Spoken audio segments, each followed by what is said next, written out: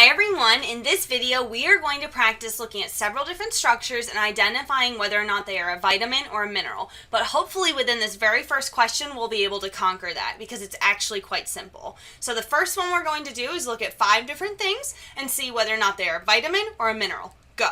Alright, did you get an answer? Hopefully you did, but if you didn't, that's okay. Really, all you have to do is see, is it something that is by itself, so just an element by itself, a calcium, phosphorus, or vanadium? If it's by itself like that, it is definitely going to be a mineral. Okay, mineral, mineral, and mineral. If it is anything that is a compound or a complex molecular structure like this one or this one, it is definitely going to be a vitamin. Okay, so vitamin, big, big, big complex structure. A mineral, a teeny, teeny, tiny singular element.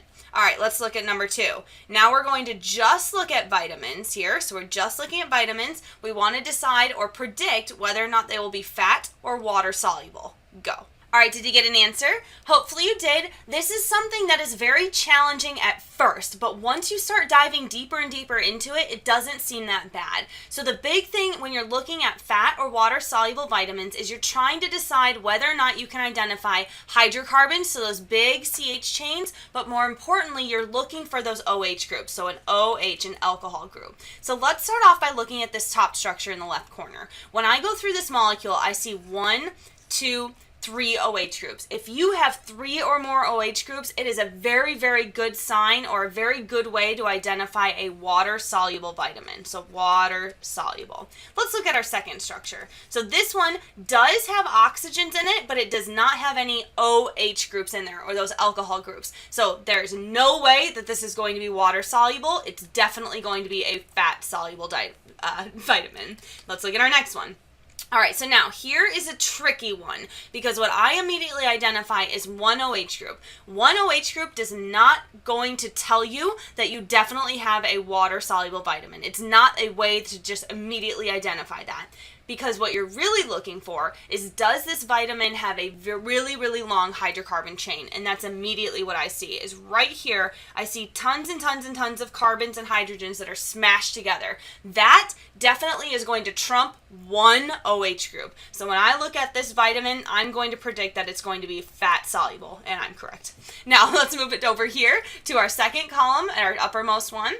We're going to go through, again, we see some oxygens, but more importantly, we see 1, 2, 3, and 4 OH groups. 4 OH groups is definitely going to be water soluble. So water soluble. How about this last one? So again, we see 1 OH group, but the rest of it is all CHs. So this whole component right here is big, big, big hydrocarbon chain. This is definitely going to be a vitamin that wants to dissolve in fats instead of water. All right, moving on.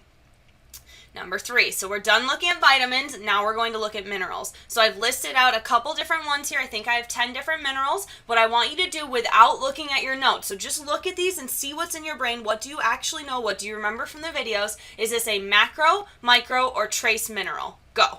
All right, did you get an answer? Hopefully you did, but if you didn't, that's okay. It's probably completely dependent on whether or not you've memorized this list or not yet. So what you need to do, or what I personally do, is immediately try to identify my micro minerals. So my micros, there's only 3. You have iron, copper, and zinc. If it's not iron, copper, or zinc, we're looking at a macro or trace. So let's right away knock out our micros. So I see iron right here, that's micro. We also said it's copper, so going down here to Cu, that's micro. And then we have zinc, which is also micro. All right, so now we've identified our micros, we're done with that category. I personally think it's then easier to identify our macros, and macros are usually ones you've heard of before. If it's something you've never heard of, it's more likely to be trace. Now that's not always the case, I just want to clarify, but it is usually a good way to kind of start learning which ones are macro and micro. So right away, I think about my crucial ones, and we'll get into that a little bit later, but just what pops in your mind. And so when I see my potassium, I immediately know that's a macro. Okay, then we can move down, we can see our fluoride, maybe, selenium, maybe, magnesium, definitely macro, heard of that one before, sulfur, definitely macro, heard of that one before, and chlorine, definitely macro, heard of that one before. Now, that means the rest of these are all considered trace minerals.